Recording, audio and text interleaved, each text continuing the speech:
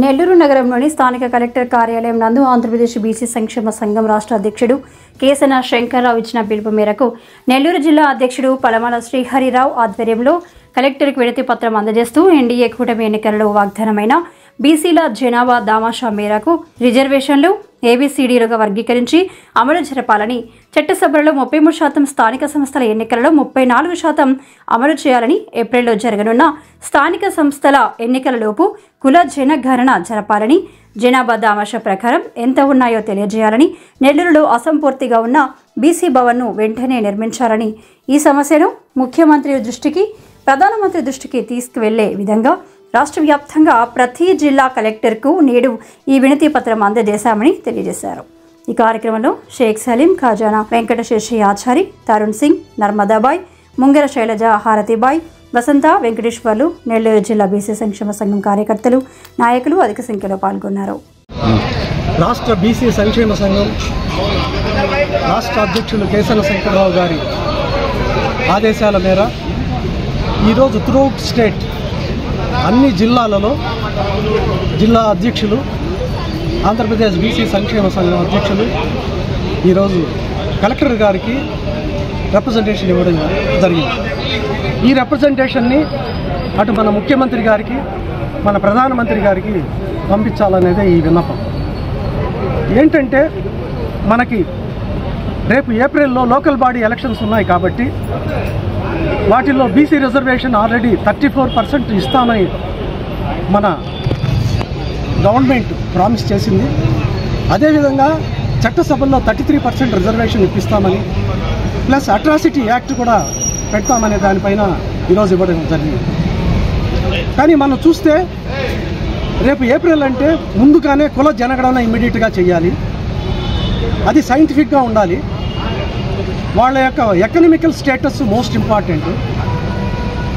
మూడోది ఈ రిజర్వేషన్ 50% పైన ఉండడానికి లేదని సుప్రీంకోర్టు క్లియర్గా చెప్పింది కాబట్టి దాన్ని రాజ్యాంగ సవరణ చేయాల్సిన బాధ్యత ఈ గవర్నమెంట్ మన ముఖ్యమంత్రి పైనే ఉంది. ఎందుకంటే ఇతను కీ రోల్ ప్లే చేస్తున్నాడు కాబట్టి సెంట్రల్ గవర్నమెంట్లో ఈ మన రాజ్యాంగ సవరణ మన చంద్రబాబు నాయుడు వల్ల ఈజీగా అవుతుందని మేము భావిస్తున్నాము. కాబట్టి షెడ్యూల్ 9లో చేర్పించి ఈ రాజ్యాంగ సవరణ ఏదైతే 50% లిమిట్ ఉందో దాన్ని ఇమీడియట్గా లిఫ్ట్ చేయించి, తర్వాత బీసీలు ఎంతమంది ఉన్నారో, ఈ కులగణనలో బీసీలు ఎంతమంది ఉన్నారో ఆ దామాషా ప్రకారంగా రిజర్వేషన్లు ఇవ్వాలనేది మా మెయిన్ డిమాండ్. అదేవిధంగా 33% మహిళలకి రిజర్వేషన్ తీసుకొస్తున్నారు. దానిలో కూడా బీసీ మహిళలకి ఎంత మన కులగణనలో వచ్చే డేటా ప్రకారంగా రిజర్వేషన్ ఇవ్వాలనేది మా యొక్క ఇది ఈరోజు మన రిప్రజెంటేషన్లో అటు సీఎం గారికి, పీఎం గారికి ఇవ్వడం జరిగింది. అదే కాకుండా నెల్లూరు జిల్లాలో బీసీ భవన్ 2019లో స్టార్ట్ చేశారు, కానీ ఇంతవరకు దాన్ని మెటీరియలైజ్ కాలేదు. 50 to 60 lakhs కాంట్రాక్టర్కి పే చేశారు, అది అబ్రప్ట్గా ఆగిపోయింది. కాబట్టి ఆ విషయం కూడా ఇప్పుడు మాట్లాడాను. మామూలుగా మినిస్టర్ గారితో కూడా మాట్లాడితే ఆయన పర్సనల్ ఫండ్ కూడా ఇస్తానని తెలియజేశారు. అదేవిధంగా BMR. సో ముందుగా మాకు అన్ని భవనాలు స్టార్ట్ చేశారు, కానీ బీసీ భవన్ నెల్లూరులో ఇమీడియట్గా స్టార్ట్ చేయాలనేది మా డిమాండ్. అదే ఎంప్లాయీస్కి వస్తే SC STలకు ఏ విధంగా అయితే ప్రమోషన్స్లో రిజర్వేషన్ ఉందో అదేవిధంగా బీసీలకు కూడా రిజర్వేషన్ ఇవ్వాలనేది మా యొక్క వన్ ఆఫ్ ది డిమాండ్లో మేము ఇక్కడ పెట్టడం జరిగింది. కాబట్టి బీసీ సంక్షేమ సంఘం ఎప్పుడు కూడా కేసన శంకర్రావు గారి ఆధ్వర్యంలో బడుగు బలహీన వర్గాల అభ్యున్నతికి, ఎస్పెషల్లీ బీసీలు ఇంకా కూడా చాలా ఎదగాల్సిన ఆవశ్యకత ఉంది. కాబట్టి ఆయన చేసేటువంటి కృషిలో భాగంగా మేము ఈరోజు ఇక్కడ రిప్రజెంటేషన్ ఇచ్చి అది చెయ్యాలని డిమాండ్ చేస్తున్నాము.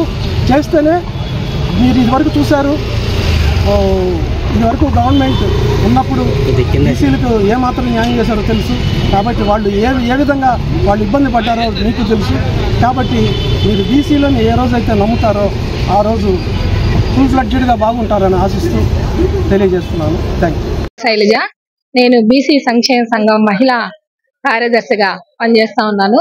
ఈరోజు మా బీసీ సంక్షేమ సంఘం రాష్ట్ర అధ్యక్షులు కేసన శంకర్రావు గారి ఆదేశాల మేరకు త్రూఅవుట్ స్టేట్ జిల్లా కలెక్టర్లకి అర్జీ ఇవ్వడం జరిగింది. దానిలో భాగంగా నెల్లూరు జిల్లాలో కలెక్టరేట్కి ఇవ్వడం జరిగింది.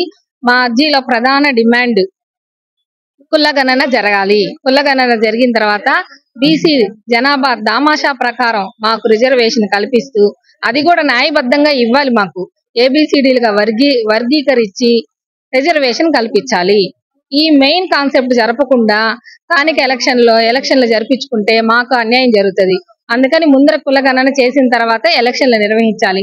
ఇది ముందరగానే ఎన్డీఏ ప్రభుత్వం మాకు వాగ్దానం చేసింది, దాన్ని నిలబెట్టుకోవాలి. ఓన్లీ మా బీసీలని ఓటు కోసమే యూజ్ చేస్తున్నారు.